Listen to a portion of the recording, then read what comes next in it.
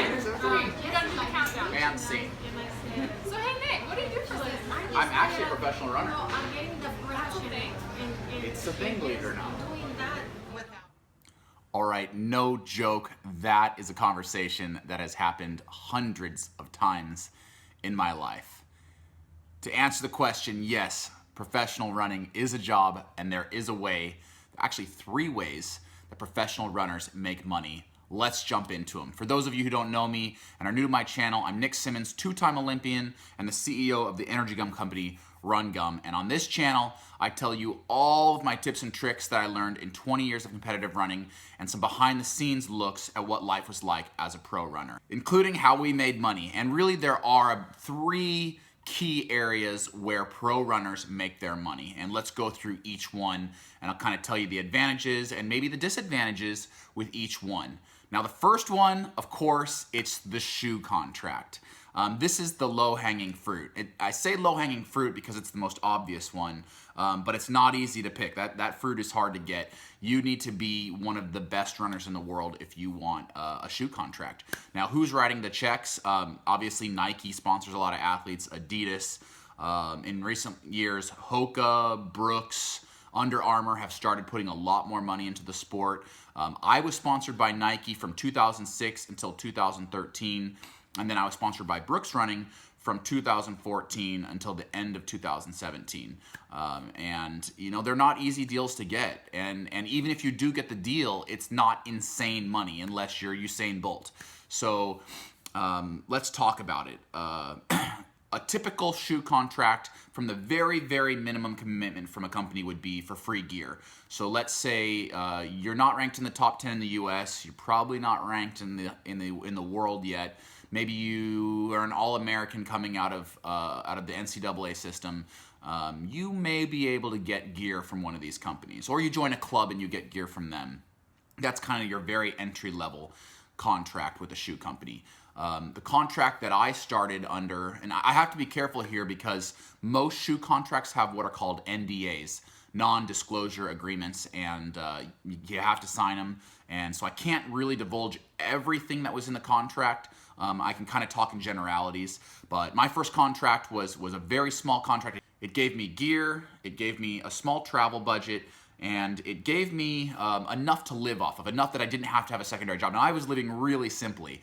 It was just barely enough to get by, but that's all I really needed. Right out of college, I was living a real simple, focused life, just trying to be the best runner I could be, and so it was enough. But there are bonuses in those contracts. Oftentimes, if you win a U.S. title or you win a Diamond League, you're going to get a nice bonus, and I collected a lot of bonuses in my first few years, and so that was enough. But there are some drawbacks of the shoe contract. You know, most of them have reduction clauses. So let's say you don't hit certain metrics, you are going to be reduced.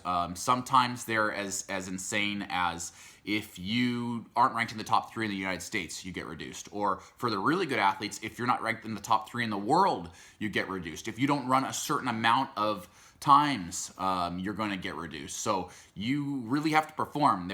It's a carrot and a stick model. If you perform really well, you hit those bonuses, you get paid really well. But if you don't perform really well, they hit you with that stick. They cut your contract in half. Sometimes they cut it outright. So it is a high pressure situation when you've signed one of those contracts. And then of course I mentioned the NDAs. So there's a lot of like secrecy around these contracts. You never know what other people are making. The shoe contracts want that. They don't want you to know that someone over here who hasn't run as fast as you is making more than you because you're gonna get pissed off. So there are NDAs, and anytime I'm talking about how much I made or how much other athletes make, I'm always really talking in generalities so as not to violate the NDAs that I signed. So that's number one. You make money through your shoe contract. And a lot of pros, you know, that's really their primary source of income, but they forget that there's a lot of other ways to make money. So number 2, the second most popular way that pros make money is in prize money. So 50 weeks out of the year, you're training and you're working your butt off, you're going to go race sometimes, right? Well, hopefully the races that you're choosing at the professional level have prize money. Now, not all races have prize money. If you go to the Stanford Invite, if you go to Oxy, I don't think Oxy really has much prize money. Some of these smaller meets, they're not going to pay any money. You're there because you need to run a fast time, or you need to bust off some rust from a long base phase. You're not going to make much. But there are meets that pay really, really well. The Diamond League pays fantastically well. The World Championships actually pay pretty well. Surprise, surprise. The U.S. Championships pay reasonably well. Let's actually pull up those numbers. 2 seconds. Okay, so I mean, this is public information. We can go online and find out what some of these meets are paying. So good place to start is IAAF.org. And this has a ton of information for athletes. Actually, let's go back and we'll type in prize money Diamond League. And here we go. So this is all the information you need about the Diamond League, the points that are allocated for each place, and then here's the prize money. Look, if you win first place at the Diamond League, you're gonna win $10,000. That goes down quick, right? If you finish last, if you finish in 8th place, you're only gonna make $1,000. Then they say plus rewards for 9th through 12th place finishers in distance races. You know, those rewards, they're not gonna be much. Less than $1,000 certainly. So 10,000 for first, 6,000 for second, and so on. And then if you win the final, of course, there's a ton more money, but that's very difficult to do. Only one person per event wins the final.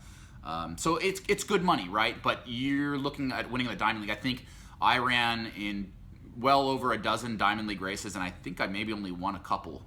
They're very hard to win, and so you can't really bank on that. Those are really just bonuses. You know, it's hard money to get. Let's look at what the prize money is at championship racing. So prize money IAAF World Championships.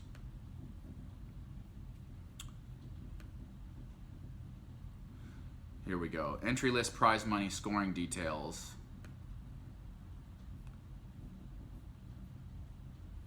So here's an interesting one. This is for cross country, the cross country championships that were recently run. Here's what people were looking to make in cross country. So let's say you the world champion in cross country, you win $30,000. That's pretty good. You know, it's good money. But think about how much training. Think about how many hours went into making that $30,000.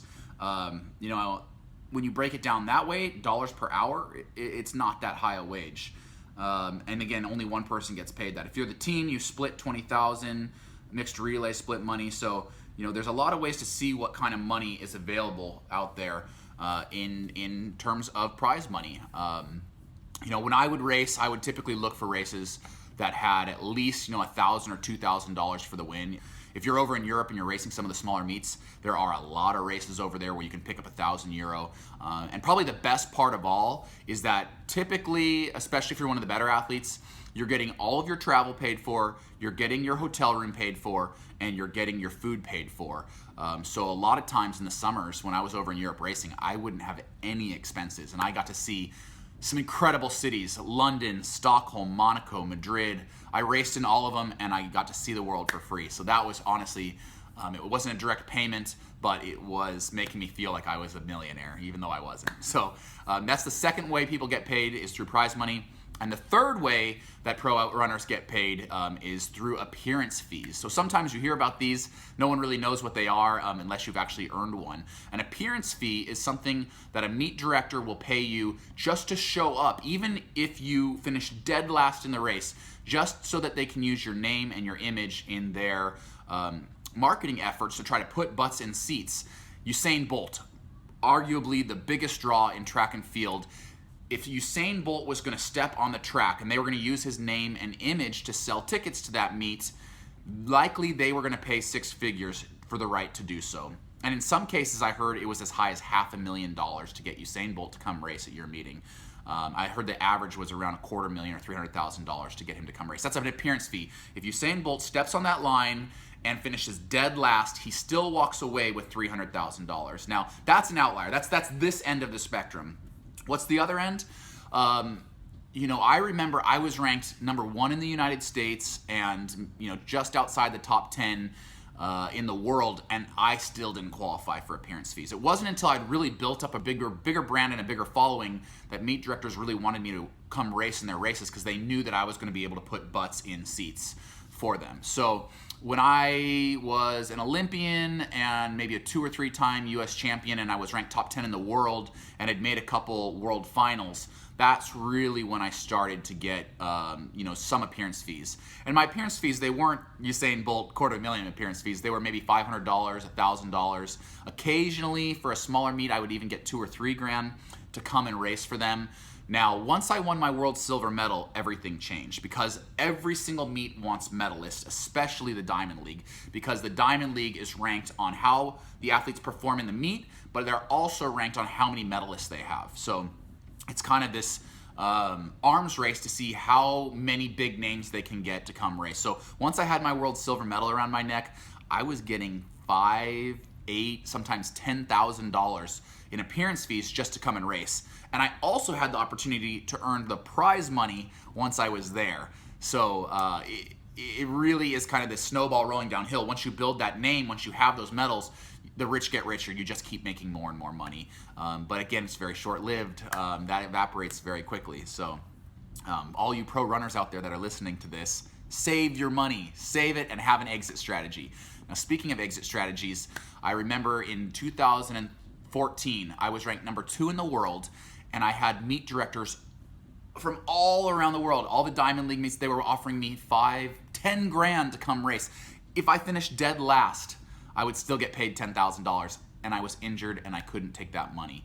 And having worked so hard to get that ranking, to build that name up, to be ranked #2 in the world and finally get to cash in on it, it sent me into a huge spiraling depression. I felt like there was $10,000 sitting on a table and I couldn't reach out and grab it. It was right there and I couldn't grab it because I was injured and I couldn't race.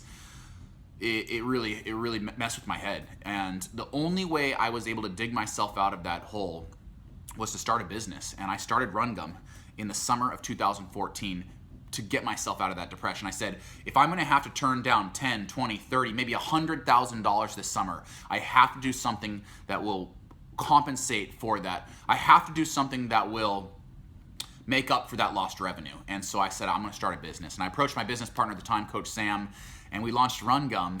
And it still stings to this day to know that I wasn't able to take that $10,000, $20,000 sitting on the table. But what we did, we launched a multi-million-dollar brand and company named Run Gum. So if you want to learn more about that company and the story of how we created it, I'll link a video right here that does a good job explaining it. But that's just another example of life is 10% what happens to you and 90% how you react to it. So that's really the 3 ways that pro runners make money. Obviously, the shoe contract, the prize money, and the appearance fees. And for some out there, and there's more than one, Lauren Fleshman with Picky Bars, me with Run Gum, there's a lot of good examples out there of runners that also go the entrepreneurial route. And that, of course, has longevity long after your legs stop producing cash. So keep that in mind, all you young pro runners out there. Be thinking about that exit strategy. So I hope you guys found that enlightening and a little bit entertaining. That's one of my goals on this channel. I want to provide some transparency and a behind-the-scenes look at what life is like for pro runners. And of course, offering tips and tricks to help make you a better, faster, and happier runner.